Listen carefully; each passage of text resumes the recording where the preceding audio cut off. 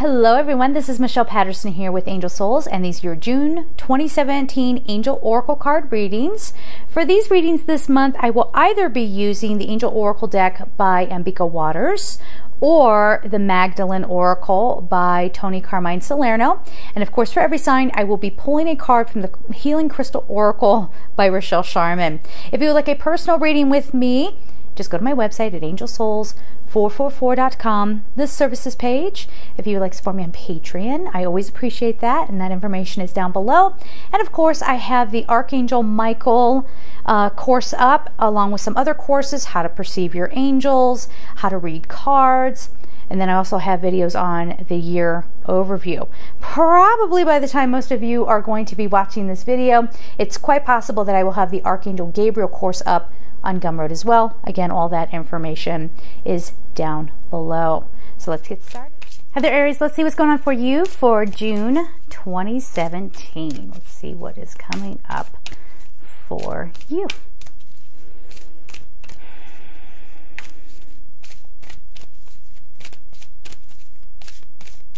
All right, you're the first one I'm doing today, so I want to give this a good shuffle. Please be patient with me. Just a second here. All right, that feels correct. Let's see what's going on. Decision. Let's just, okay, so this card, I guess we'll just do it right now. So if you look at this card, this is the dark of the night. This kind of reminds me of a full moon. And a full moon is all about releasing. And I think for some of you this month, you're making the decision to release a trauma because there's like a teardrop coming down too. So it could have been something very, very painful. You're letting go of a situation. You might even be letting go of friends. Please don't be afraid to do that. Sometimes, you know, if a friend is just not getting you or not being respectful of your time, not being respectful of you in, you know, one way or another, it's okay to step back from that person.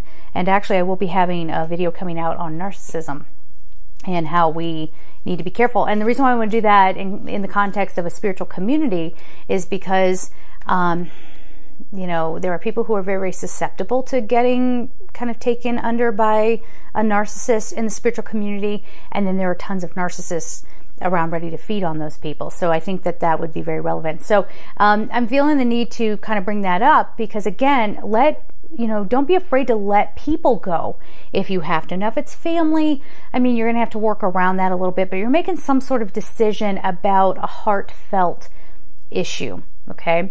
And it feels like it's something long-standing. You know, I haven't spoken up for myself, but sometimes even speaking up for yourself is not enough. If you're not, you can try to have a confrontation with someone in your world who's not respecting you, like I said, and maybe it won't turn out well. Maybe it is with somebody who's a narcissist. They're always going to gaslight you. They're going to turn things around, right? So you might be like, well, I'm proud of myself for standing up for myself. But the decision comes from, okay, I'm not just going to do something on the surface. I'm really going to cleanse my heart of a situation, okay? For some of you, it's making a decision like, you know, it feels very like relationship heavy. So you're making some sort of decision around that. But of course, some of you might be making decisions about your health, finding the right healthcare practitioners or a job, or making a decision about the kids, you know, whatever the case may be. But for most of you, I think it's more like the relationship, be it friends or romantic partners. All right, mythic reality goes right in hand with that decision card. Someone's been pulling the wool over your guys' eyes, man, and people are taking advantage of you, okay? So what seemed like a good friendship may not have been. What seemed like a good job, like, okay, this seemed like something I would want on the surface. I've been through that too. The last corporation I worked for, you know, it was like, oh, this is the end all be all. Everybody is so excited to, you know, line up and work here. But that was a myth. That was a myth. I mean, there were some good times and some bad times, but mostly it was bad times of harassment and intimidation and all kinds of stuff going on behind the scenes. So really, you're getting real with yourself. You might be looking at your work environment and going, okay, this is toxic. I'm getting out of here. or again, I'm getting out of this relationship. But really, June feels like it's the time, because we do have that decision card first, but it doesn't come without looking at sort of pulling, how do I want to say, pulling the veil off. Let's put it that way. All right. So is this going to be shocking? I don't think so. I don't think it's going to shock you. I think it's something you saw coming. I think this is you finding your empowerment and saying, you know what? No more. And if you guys are working with a narcissist, please be careful. If you go no contact, a lot of times they try to, make you feel silly. I just did it myself. And this person was like, how you're reacting is ridiculous. Are you and trying to diminish and make it very minimal what my reaction was to a certain thing. But I knew what was right for me. I knew it was time to get my distance and to not let that person back in. So again, try to educate yourself if you're dealing with that, because there is something. Some of you might have some very, very toxic people around you, and toxic people are not always evil. They might be going through something themselves. They might be hurting, but it's the kind of help that you can't give them. On the other side, like we've been saying, there could be other people. Some of you have like sociopaths around you. Now, that's not to make you paranoid. You'd be surprised. There are more sociopaths out there than than we realize. But it's not to make you feel paranoid. It's more about just kind of waking up and realizing, okay, I don't have to be living like this. I don't have to put up with these things that maybe some of you have been putting up with it for years. All right. Surrender. Surrender to whatever will come, whatever the result will be. All right. Because part of the reason why some of you are not walking away from toxic situations is because you don't know what's coming next, or you're afraid of what's coming next. And this is saying just surrender to that. Okay. Don't overthink it. Don't stress yourself out with it. All right. And then we have, you cannot make this up. You cannot make this up. You saw how much I shuffled these cards. Liberation. So you're really giving yourself a chance at a fresh start, a fresh new beginning. And again, this doesn't have to be war. It doesn't have to be, okay, I finally discovered that I have to have you out of my life, and now I'm going to blame you for everything, and I'm going to have a fight and a confrontation. It doesn't have to be that way, especially if you're with somebody who, I'm no expert, but if you're around somebody who has maybe a personality disorder, like we've been saying, again, going no contact, not giving in to their want to fight you or whatever, but just really claiming your own peace. And that's what this is about. And if you need to work with Sandalphon or what am I trying to say? Archangel Michael, Archangel Michael, then by all means, call them both in. Sandalphon can help you remain very grounded and, very balanced between the physical and the non-physical, but also to bring that alignment of peace in. And Archangel Michael, of course, can offer courage and protection.